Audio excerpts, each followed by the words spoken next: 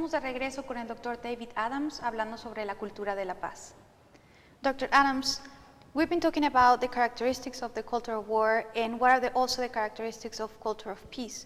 But how can we, as regular citizens, contribute to this culture of peace? Regardless of where we are, what we do, how can we contribute to the culture of peace? I think simply, first of all, to try to live a culture of peace in your own family and in your own school, in your own community, in your own workplace. In fact, during the year 2000, we had a commitment that people would sign called the Manifesto 2000, which was signed by 75 million people around the world saying they would make a culture of peace. And these people, these 75 million people, they're still engaged in various ways. In so many ways, I meet them from time to time in different places, and they say, oh yes, we're still doing it. And so gradually it is developing at the level of the community, some communities, schools, families, and young people who get together. So gradually it's developing. I tried at one point to imagine how this could actually come about, because it's clear that the state is opposed to the culture of war, the culture of peace, because it is the culture of war. The state, that's the business of the state, is preparing for war. So we should not expect the state to give us the culture of peace. But on the other hand, a culture of peace, obviously the United Nations can do a culture of peace, because when I worked at the United Nations, we had culture of peace programs in Mozambique, in El Salvador, which were really working until they didn't give us any money anymore to continue. So I know it's possible. So in this, I tried in a little book, which I want you to read. Thank you. To imagine how this could come about. And the book is set in the year 2026, so it's another 14 years from now. And between this time and 2026, all this, the global economic system has crashed, and the nation states are pretty much, they're not doing anything. And so the United Nations is basically left alone. And at that point, I imagine that the associations of cities of the world take the UN and say, okay, we'll run the UN now. And so I imagine that it's cities that sit on the Security Council, not states. And cities have no interest in the culture of war. They don't have armies. They don't have military-industrial complex. They don't have borders with visas. And they're simply not interested in, for example, nuclear weapons. What would a city want nuclear weapons? So I imagine the debate in the Security Council with cities sitting in the Security Council. They say, nuclear weapons, forget it, no more nuclear weapons, simple. And so forth and so on. Now, does that mean that life will all of a sudden be wonderful? No, because there will be tremendous economic problems, especially after the crash of the global economic system. It's true that we have the very rich and the very poor now, but now we'll all be poor when the system crashes. And so it will be starting a new world. But hopefully if we can start a new world on the basis of the principles of a culture of peace and not on the basis of war, we can build something that's more stable and more sustainable. And the idea and the purpose is to start preparing now.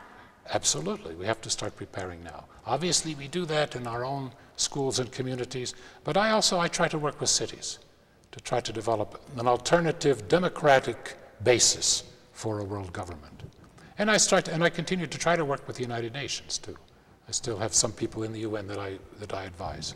You mentioned that you worked in programs for the culture of peace in Mozambique. Yes. How would that work? How do you work in a society that has been prone to violence and culture of war? How do you change that set of mind to work for peace? Well, first of all, you cannot come from outside. It has to be done from inside. So I was very lucky in Mozambique. The president of the National Commission of Mozambique for UNESCO was Graça Machel. And you know Graça Machel now because she's married to Nelson Mandela. But Graça Machel was a great, great person in Mozambique. She was the one who organized the women's organizations, for example, in Mozambique. So she said, okay, I'm going to give you my right-hand man to work with you. And so he worked with me, and we went to all the NGOs and all the government ministries in Mozambique. And we got them to say, if we get you some money, what could you do for a culture of peace? And so we had these wonderful projects for a culture of peace. but we couldn't get the money. But they were all engaged. They were all ready to go with all of these projects for a culture of peace. And you think those programs could be replicated somewhere else? Absolutely. If there were resources, absolutely. Because what you do is you get people to work together for all the principles, for sustainable development, for equality of women, for solidarity, for democratic participation, for sustainable development. I said, all of these things, yeah, people can do this. You mentioned something very important, and is that if we follow the train of thought of the book, and the states no longer exist, but there are cities sitting in the Security Council of the UN, for example, or any other agency for that matter of the UN. If we have cities, and the cities will have the control of how they work, you're saying the culture of peace will be the one that is prevalent in the society? Yes, because the cities don't have war. It's been, you can go to cities in Europe that had war 500 years ago because you can see the city walls. But now cities don't have war. They may be corrupt, but they don't have war. And they're not interested in the culture of war. But don't you think that the same failures we committed when we had states will happen when we have cities? Or the idea is precisely that, because we could commit those mistakes? I think now we need culture of peace cities that are consecrated themselves to the culture of peace very explicitly. And the more we have that, the more that we'll have a base for a culture of peace. And you mentioned also that you're working, or you're starting to develop some kind of projects here in Guadalajara with the people you have met. Yes, with your students. You have students that are so active here in city governments that I said, let's work together to develop culture of peace here in Guadalajara, in the cities of Guadalajara. Well, the idea and the commitment I believe that all citizens should have is, as you said, to take that commitment on an individual level, starting from your family, in your workplace, and they start to make that change locally. And you have one wonderful quote that says, think globally, but act locally. Absolutely. How does that work? How do you envision that being the motto for the cities, for example? Well, let's say that your city is a culture of peace city.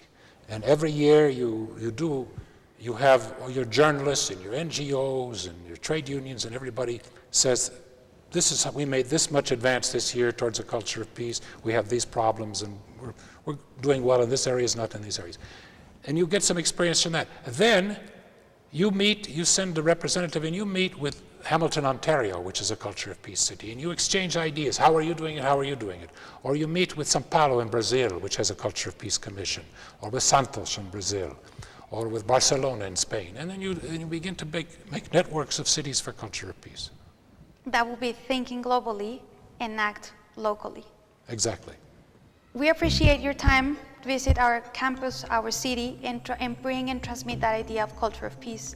Certainly something we need in the country, and I'm sure that after hearing you, people are more eager to learn and to learn a little bit more about the culture of peace and committed to it, because we want that not only in Guadalajara but in Mexico. We want the culture of peace. Thank you very much for coming here today. Any way I can help you, I will be back to help you. Thank you.